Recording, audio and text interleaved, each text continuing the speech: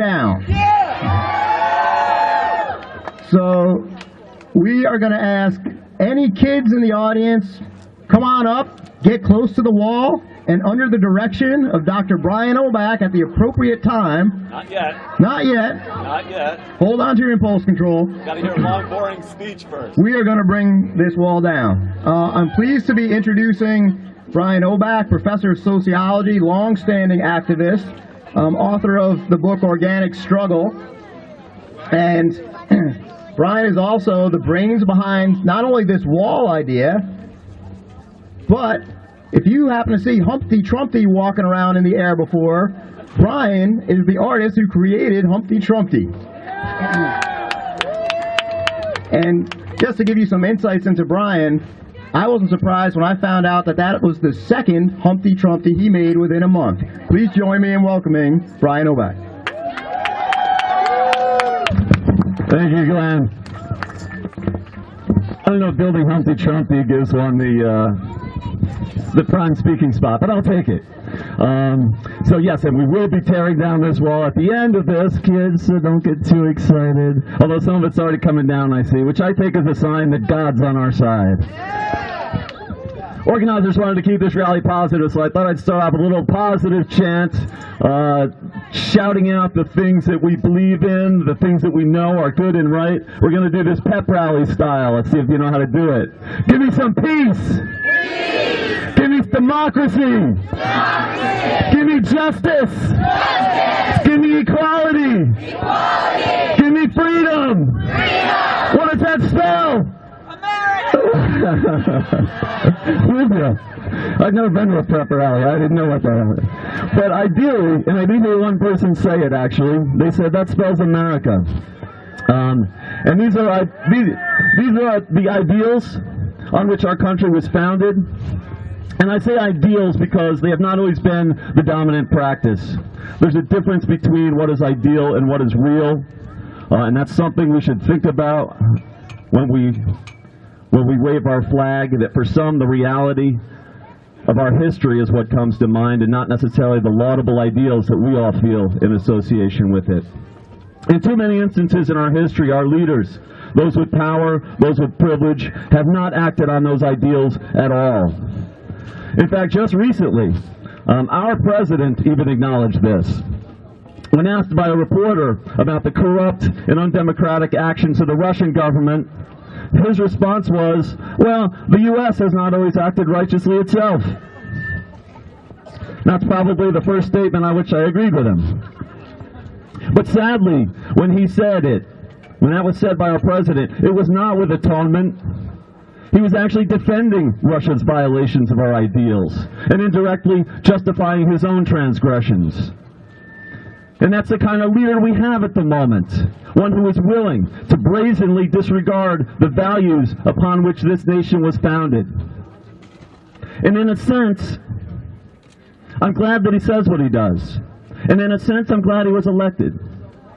Had Hillary Clinton been elected, we would not be here right now. We would be home believing all is well. And all is not well. And all has not been well. All is not well for women. All is not well for people of color. All is not well for immigrants. All is not well for students. All is not well for the LGBT community. All is not well for sick people. All is not well for the environment. All is not well for our future. All is not well for our children. And when we have leaders who espouse those values, we take comfort and we relax, despite the fact that things are not well. So having a president in office who flagrantly tramples on our ideals and openly boasts about it makes that realization unavoidable.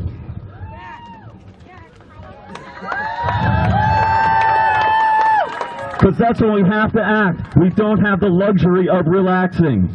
We can no longer cling to the illusion. The curtain has been lifted, and we see that we have no choice but to act to truly advance equality and democracy and justice. I'm going to pick these up later.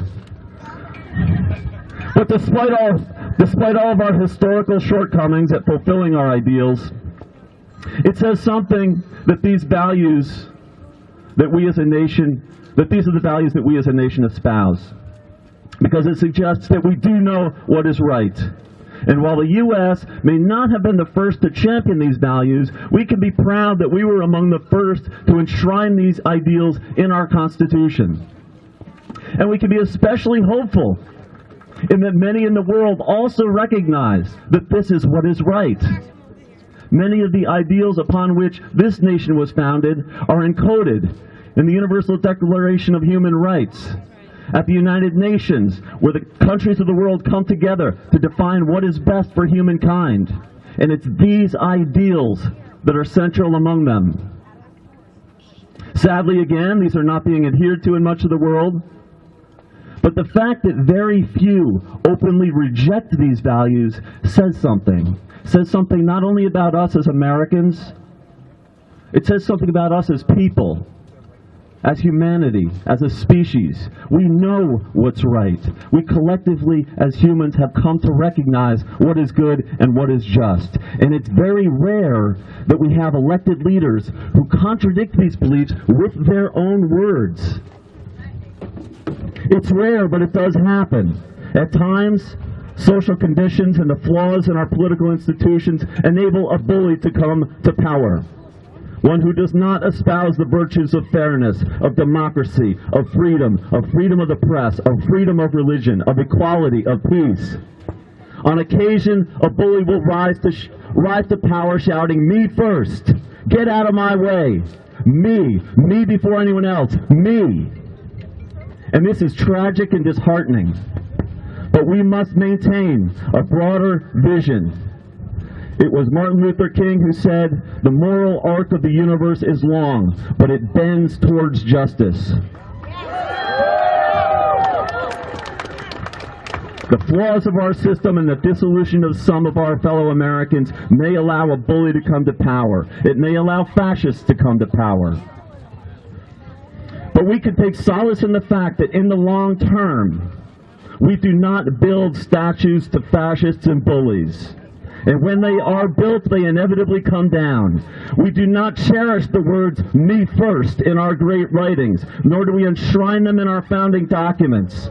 In the grand scheme of things, we're better than that.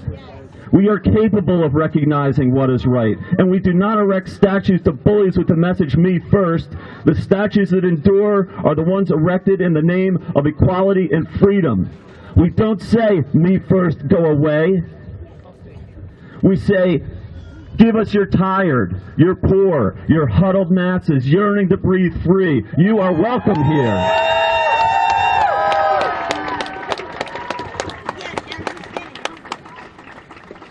These are troubled times. There's no denying it. Oh, thank you. I got a little assistant here now. They're troubled times. And while I'm not necessarily an optimistic person, which doesn't make for a good rally speaker. While I may not be confident and optimistic about the future, and this may sound awkward, I am optimistic about the present. Because despite all of our past failings and despite the circumstances in which we find ourselves, what I am looking at right now, what I see before me, I believe that this is what we are on this earth to do. Those ideals that we know in our heart to be true and right are what we are fighting for. And seeing people come together to demand those things is the peak of our humanity.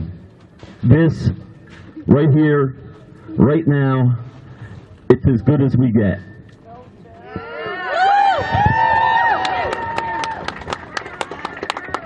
So let's embrace the optimism of the moment, let's embrace the optimism of the present, and let's commit ourselves to making this the future. To come together, to fight for what's right, and to keep fighting until we make that our reality. Not just words written on documents or engraved in statues.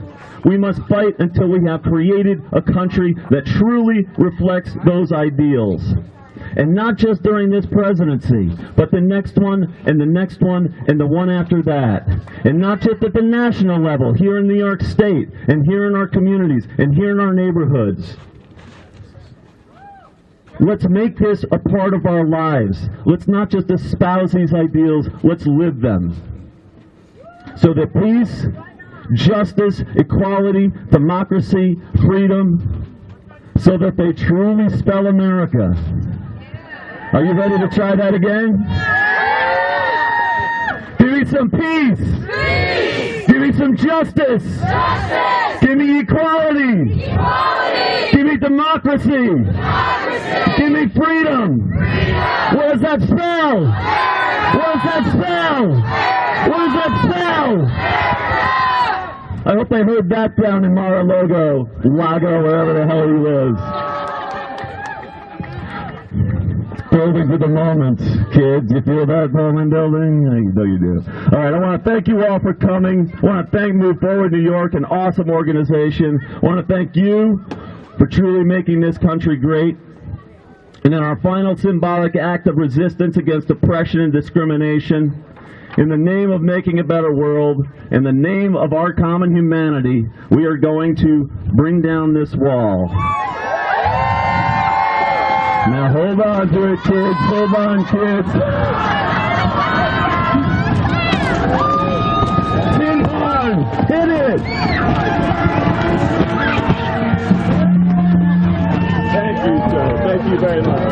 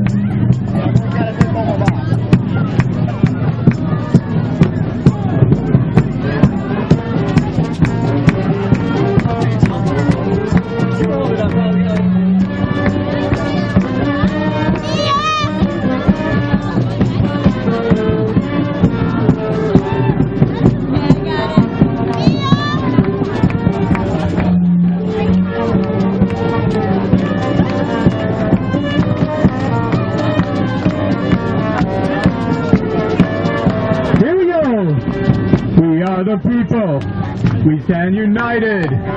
Bella ciao, bella ciao, bella ciao, ciao, ciao. We're the people, we stand united. We want equal rights right now. We are the people, come on everyone, united. Bella ciao, bella ciao, bella ciao, ciao, ciao. We're the people, we stand united. We want the equal rights right now.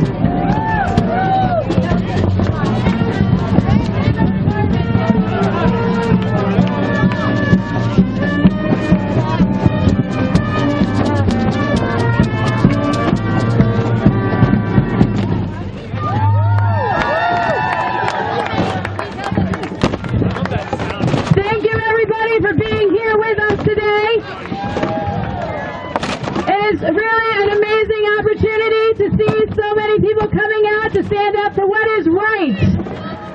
Now we need your help. We need you to take home a box and recycle it and save our environment. Thank you. Happy President's Day. And may God bless you. Tell everybody to write their senators and congressmen every day. Don't forget to please make sure you call your senators and your congressmen and demand action. We will find FASO, but more importantly, we will unite together and we will flip this district in 2018.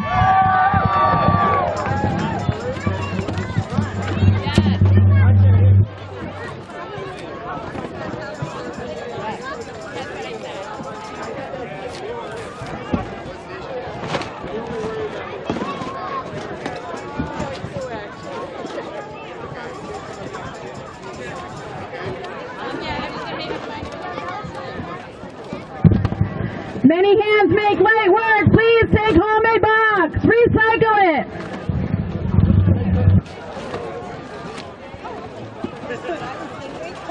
Come on, we're moving to Canada. How are you doing? All right.